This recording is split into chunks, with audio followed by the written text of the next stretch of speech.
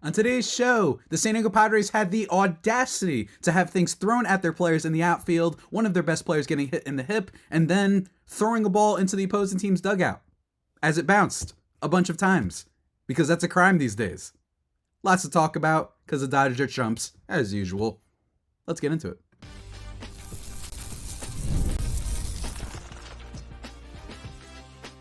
You are Locked On Padres, your daily San Diego Padres podcast. Part of the Locked On Podcast Network, your team every day. Greetings, ladies and gentlemen, and welcome to another edition of Locked On Padres podcast, which is part of the Locked On Podcast Network, your team every day for Tuesday, October 8th.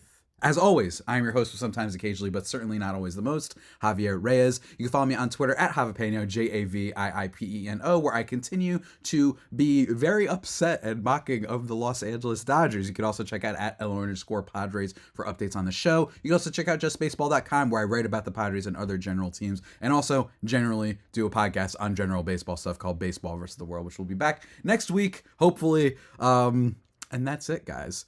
And let me tell you, to my listeners, my beautiful listeners, you beautiful, handsome, gorgeous folks out there. It's been a while since I think that I just did a podcast where I'm going to rant as much as I possibly can. I really do feel like my episode yesterday, and genuinely, and I mean this from the bottom of my heart, please leave a comment, message me if you do feel that I had like a little bit of an overwhelming, like biased perspective. But even if you do feel that way, that pales in comparison to some of the stuff and some of the discourse we've seen, and not just from the Los Angeles Dodgers, but in the national media, in The Athletic from Ken Rosenthal.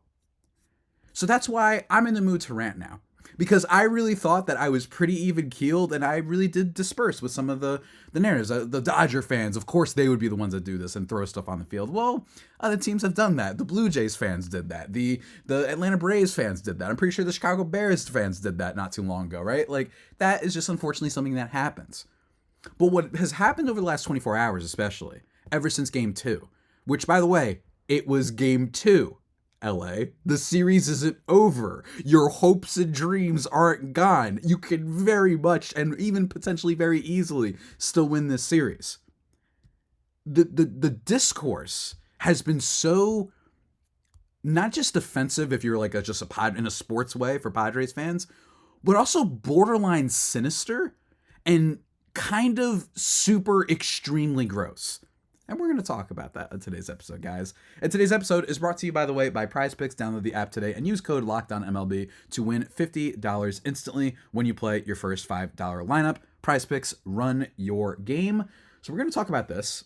And then a couple other topics. You guys had some questions and comments that you sent my way. We're going to get into those later and just kind of be all over the place today because there's no game to recap. They will be playing tonight, and I can't wait for tonight. And the reason I can't wait for tonight is because these two teams hate each other. We've known this for a very long time, but it got taken to another level. Okay, so I'm going to catch everybody up and talk about what's going on. Manny Machado threw a ball, basically, into the Dodgers dugout. It's basically what happened.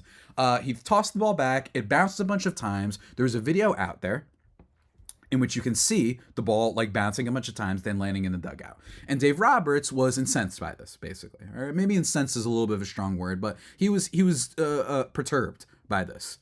Good SAT word.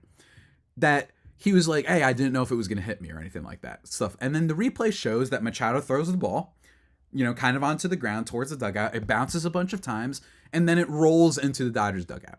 A crime. He's basically Hannibal Lecter, Manny Machado. He's basically, Bundy. He's basically the Joker. He's basically the Punisher. This was an act of malice, as you can clearly see. And Dave Roberts spoke about it. In quotes, it was unsettling. Didn't hit me because there was a net. Ding, ding, ding! To interrupt the quote, he literally says, it didn't hit me because there was a net. This man is pulling Judd Apatow at the Oscars. It could have killed him. Are you kidding me? In the that's first part of the quote before we continue. It didn't hit me. And by the way, when you watch the replay, it didn't hit him. It was even close to hitting him. Anyway, and then he also mentions there was a net. If it was intended at me, it's disrespectful. I don't know his intent. The ball was directed at me with something behind it. So I don't know his intent, but there was something behind it. Okay, just say it. Stop being a coward. Just say that you think it was intentional. That's fine. Oh, so this is what we're at right now. So Dave Roberts can be annoyed at a ball being tossed in his direction, right? It could be tossed in his direction. And it bounces multiple times before the dugout. And he's acting like it was an inch past his head when it bounced 5 times, and he didn't even notice it until on the replay of the video that they posted. And by they, I mean Annie Halburn of, on our side, posted the video of what the Dodgers were upset about. And he doesn't even notice it until Teoscar Hernandez, who's a little bit more farther away from him, says something about it. So Dave Roberts didn't even notice it. Like, that's already one thing that we know, right?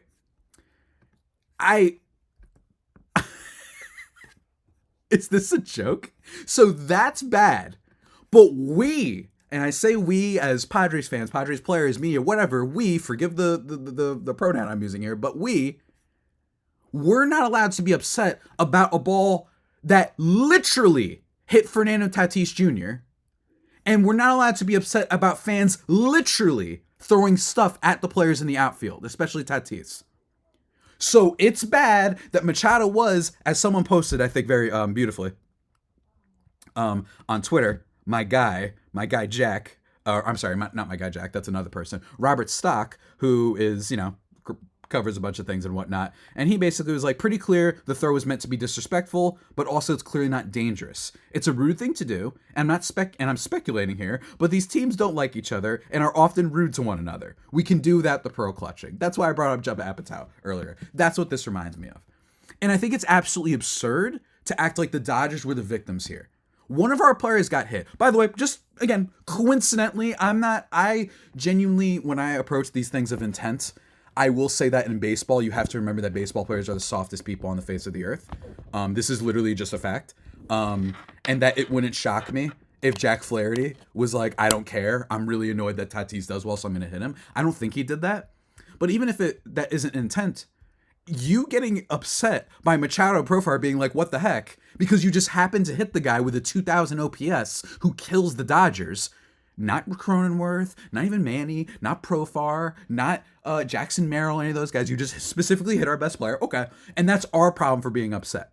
And then I love that in the dugout, Jack Flaherty, and how many times have I told y'all that baseball pitchers are also, on top of baseball players being soft, baseball pitchers are some of the most cowardly people you'll ever see. And the replay, it shows him, him and jawing at him, and Manny looks like he says, like, all right, I'll see you, after the game. And then Flaherty, you can literally see on the replay, like, pauses for a second and freezes up. Then he goes back at them.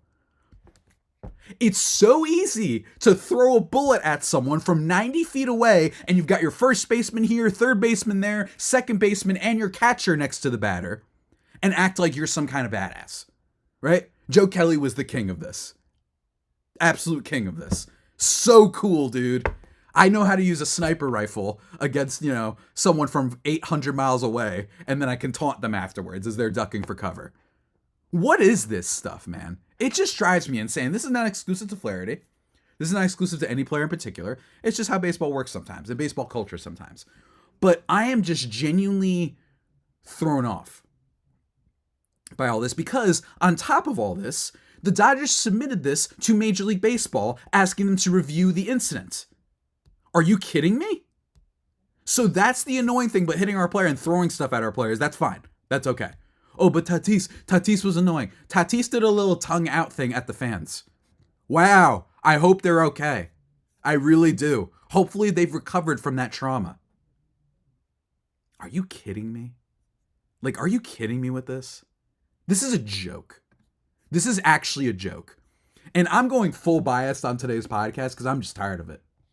My buddy texted me the other day. He was like, as someone who isn't really anti-Dodgers, I do think it's weird they're put in the same category as the Yankees. Obviously, they are money-wise, but they aren't as good historically. And the Red Sox didn't win for a century and have more, right? When it comes to the last, 25 years of baseball. Yeah, I agree.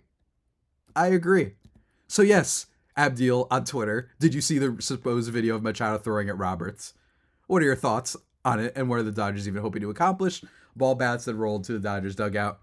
Well, Abdil, hopefully that gives you a little bit of explanation. And I'm not done yet. because we decided to have the national media get involved.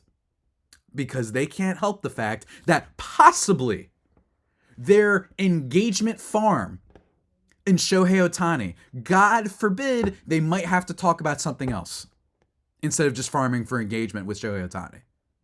We'll talk about that in just a second. But first, ladies and gentlemen, oh yeah, I'm fired up today. What can I say? I don't have a game to recap. What do you want from me? Okay, we'll get into some more strictly baseball things in a little bit. But first, I got to talk to you guys about our friends over at where? I want you guys to guess. It is Prize Picks, ladies and gentlemen, the title sponsor of today's podcast. And here's the thing, with over 10 million members and billions of dollars in awarded winnings, it is the #1 daily fantasy sports app. All you do is pick more or less on 2 to 6 player stat projections and watch the winnings roll in. You can win up to 100 times your money on Prize Picks with as little as 4 correct picks. And it's the best way to get in action in over 30 states, including California, Florida, Georgia, and Texas.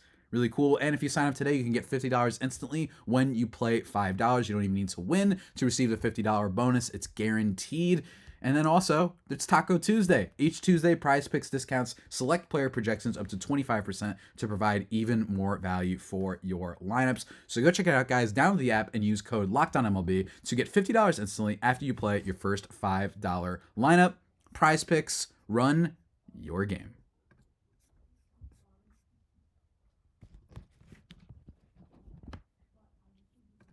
And just like that, everybody, we are back thriving and certainly not necessarily vibing, but ranting here on the second segment of Locked On Padres podcast. It's just amazing where we're at right now, right? It really is. It's amazing that this is where we're at. And the second part of this, on top of all the ridiculousness of the Dodgers crying like whiner babies because they got their butts kicked, is it a coincidence the Padres hit like 17,000 home runs? And now they're doing all this. Remember when I said on yesterday's episode, by the way, that I've always found it weird about the Dodgers fans? Again, the throwing stuff, I really don't think that that's exclusive to them. I think that's wrong to act like that. And not to mention Padres fans, they've probably had moments like that. And also, remember like years ago when they straight knocked out a Rockies fan at a game? Like you know what I mean? Like, let's not go in that direction. But I will say this, the fan base and the media is a different story.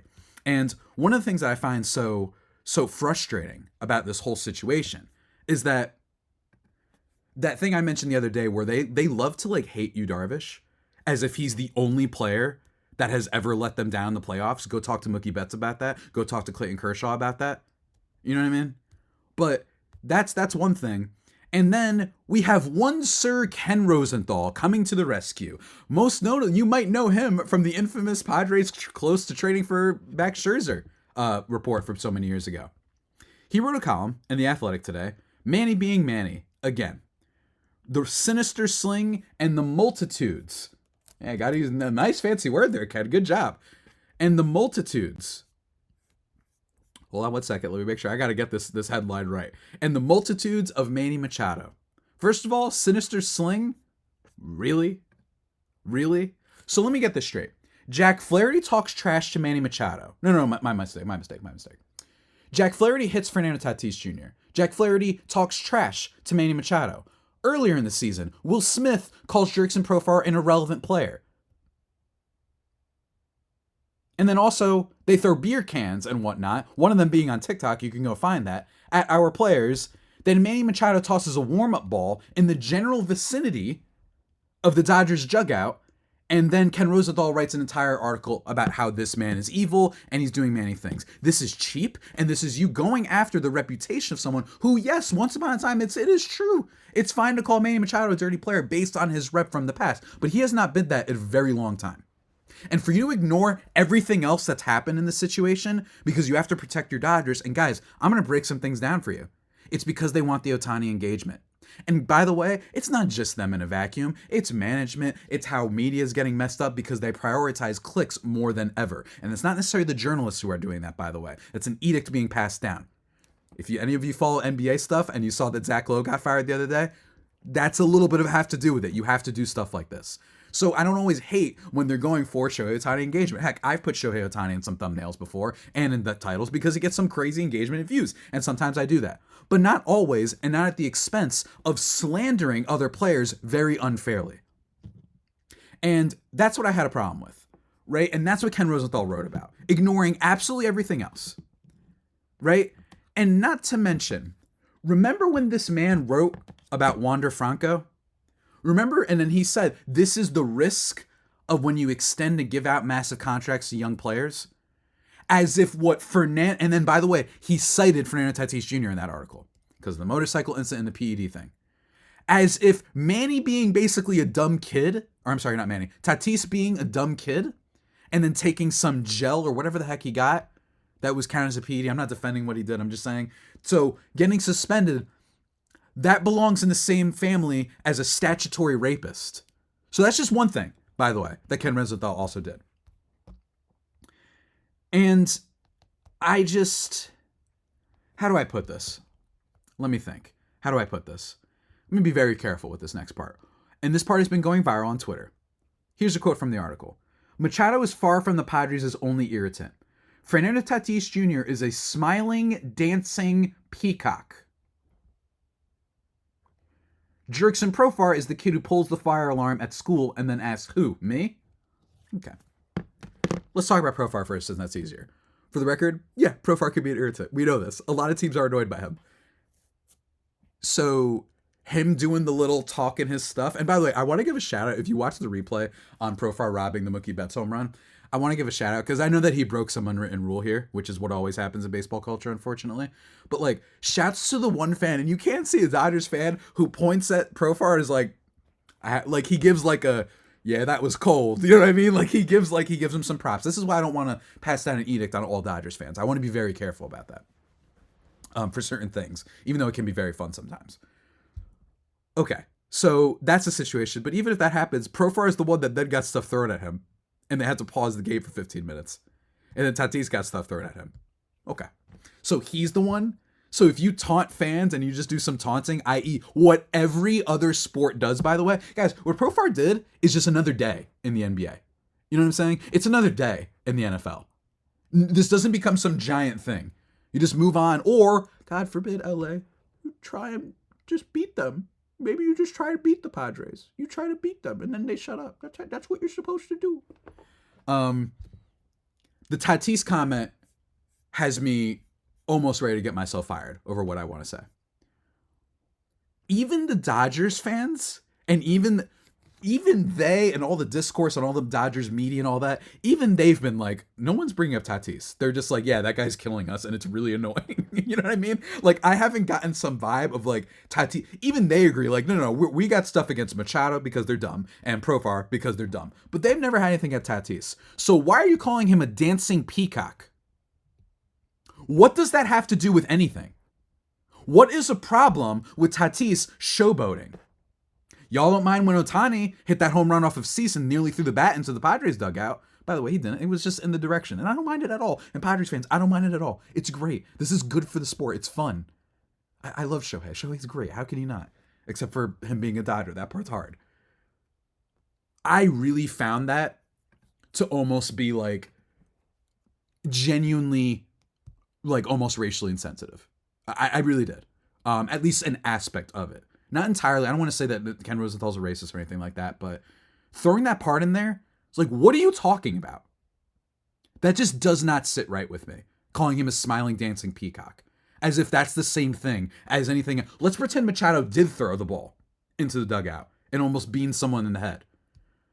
Putting Tatis in the same sentence as that is absurd. So he did that with the Wander Franco article, this false equivalency thing. That's the common thread here with Ken Rosenthal. And I will say that I think Ken is a good guy. I actually know some people who know him, and they say he's a good guy. I'm not going to talk about all the specifics, but he seems like he's an okay guy from just what I've heard.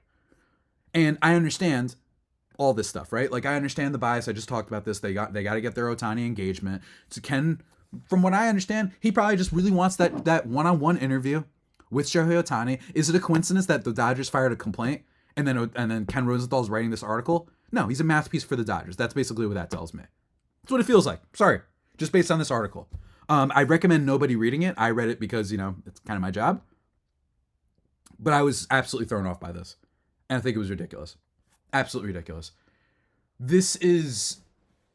I really try not to do the media hates certain teams because I think that oftentimes it's just a question of, hey, we got to talk about Ohtani because he gets a lot of engagement for us. We don't hate your team. That's just what more people click on.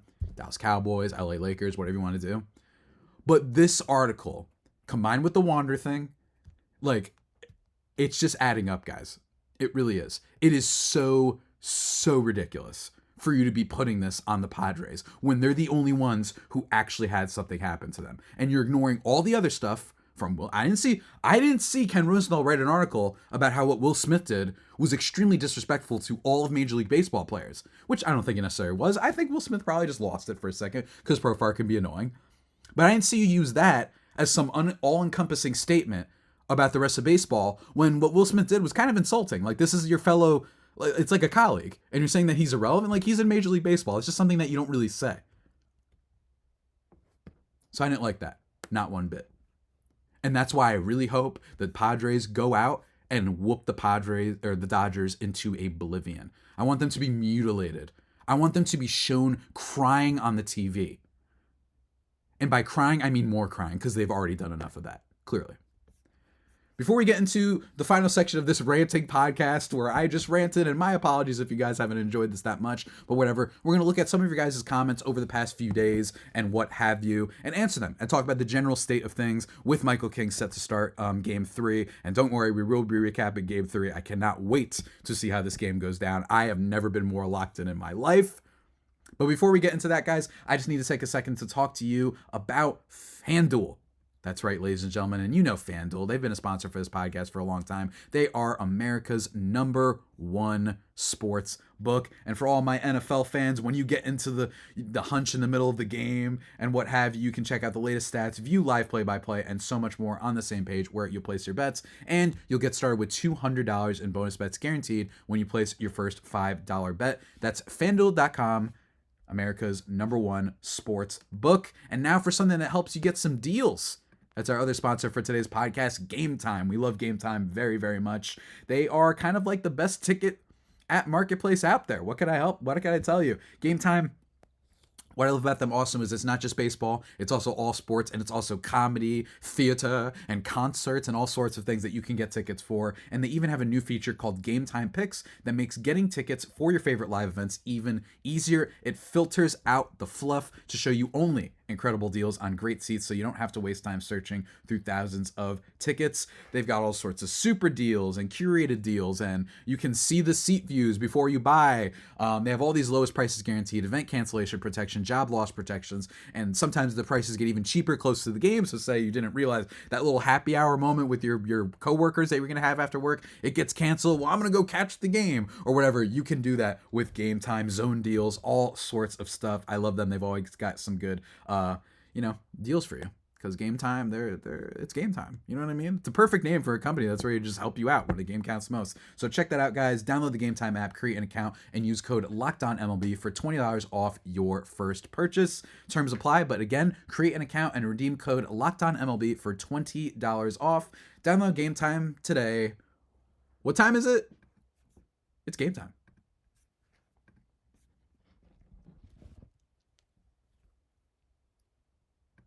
And just like that, everybody, we are back thriving and vibing into the last segment of this podcast. We're going to talk about a couple of your questions concerning the rest of the series, because I just had to rant, and it was a little bit incomprehensible, and it was a little bit all over the place. But alas, I don't know what to say, because apparently the Dodgers and their line of thinking and their recounting of events is totally out of sync and ridiculous. So I guess maybe it was fitting in that way.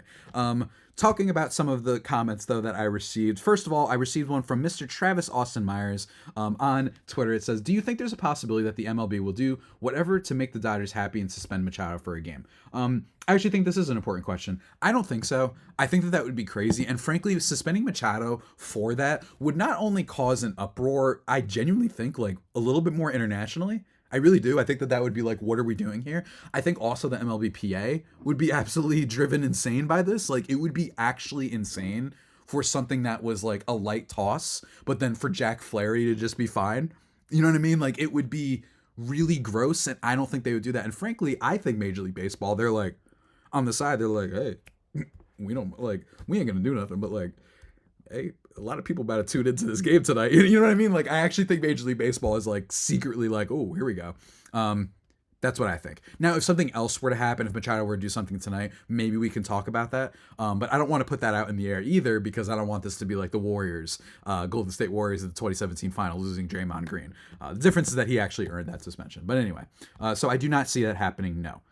However, that's not all. We've got a bunch of more comments that I wanted to go through. First, from my man Kaz, he said, okay, I know I haven't asked the question in a while, but I always listen to the podcast, and you would think teams would stop talking crap to Profire by now, but I guess they never learn, and Tatis looks so locked in right now. This is what we've been waiting for all year. It's unfortunate about Joe. Hopefully he will get better, but are you worried about how much we are going to use our starting pitching? Also, still Friar Faithful, love the pod and go Padres. Kaz, I love your like Twitter voice and the way you talk about this. It's just really always like the best, seeing how off you go with this and your train of thought. I'll talk about the first thing. Yeah, I wish teams would learn about this by now, that you just don't want to get these guys annoyed. And everyone who's slighted Profar in the past has been just attacked. You know, you reap what you sow, I guess you could say. But then also about Joe Musgrove, yes, I haven't talked a lot about this, and that just goes to show you how crazy the last like 48/72 hours have been, that like Joe Musgrove is getting Tommy John surgery and is out for the playoffs and probably out for all of next year,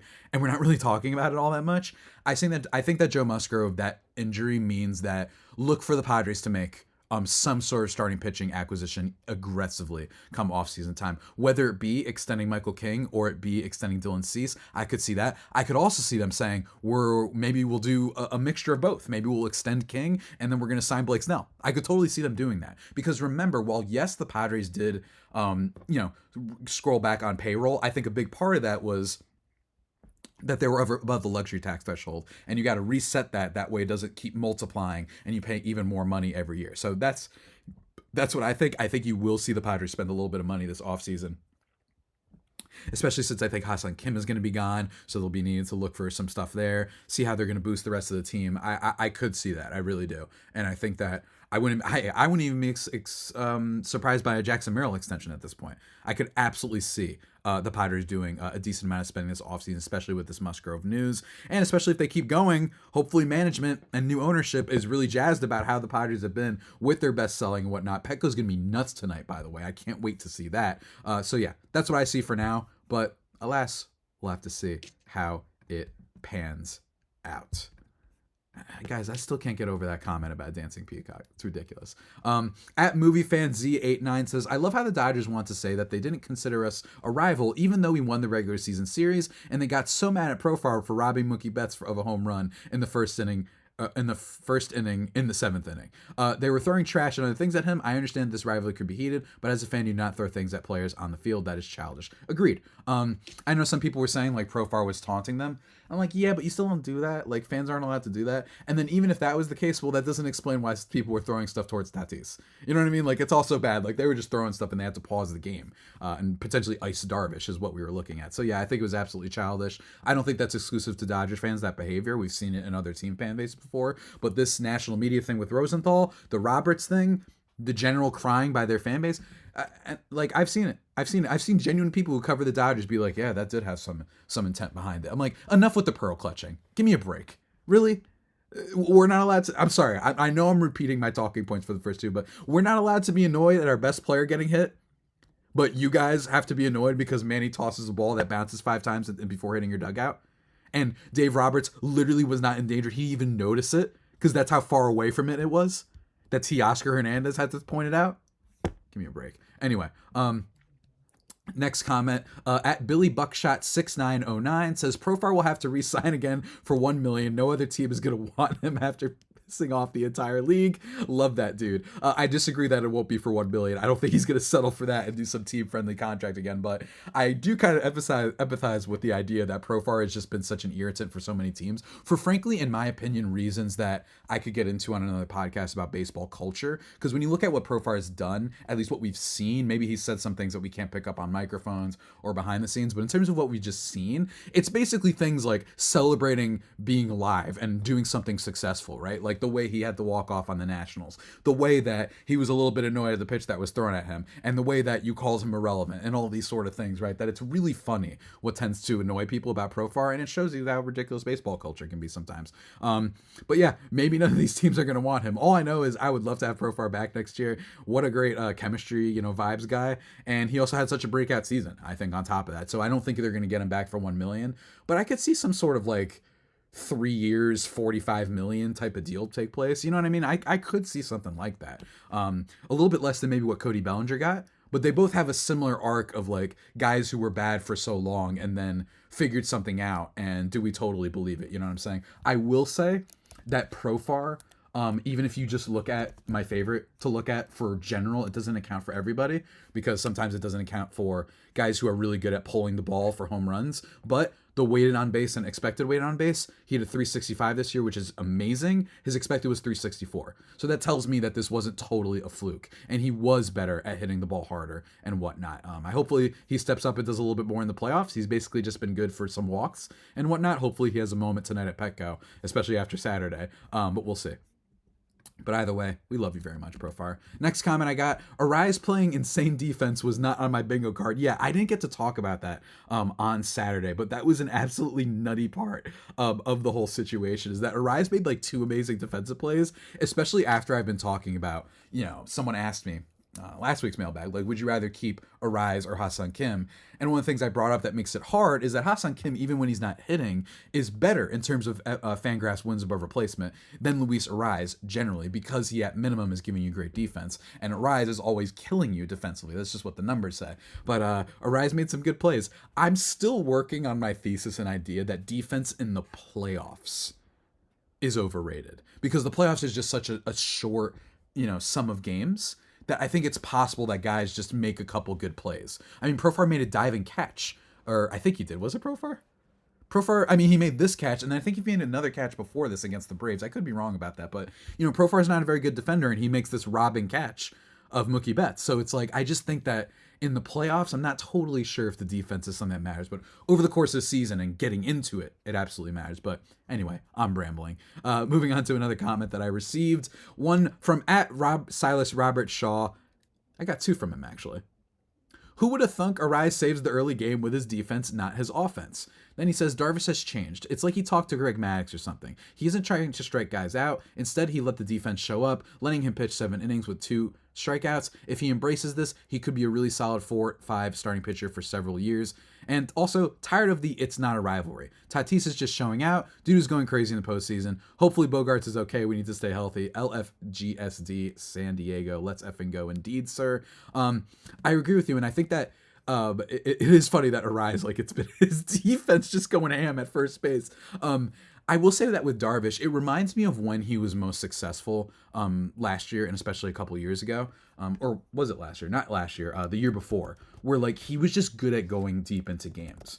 And while yes, he doesn't have the same strikeout stuff as before, I think it's good that the velocity on his fastball is still there. And I think it's okay if his thing is like, yeah, I'm just giving innings, especially at his age. Like, that's totally fine. Yeah, it was in 2020. 3.10 ERA, didn't have the highest strikeout rate. It actually went down, but like he wasn't walking batters. His walk rate went down. His walk rate was actually pretty decent this year too, throughout points, especially when he was actually playing. But I agree. It feels like he's just, he knows how to go deep into games. And I think that is so important for this Padres team. That way, if they have to start, say, Martin Perez for the 4th game and potentially to win the series, if they win tonight's game, that you have like a fresh bullpen. Like, that is huge if the starter can go deep.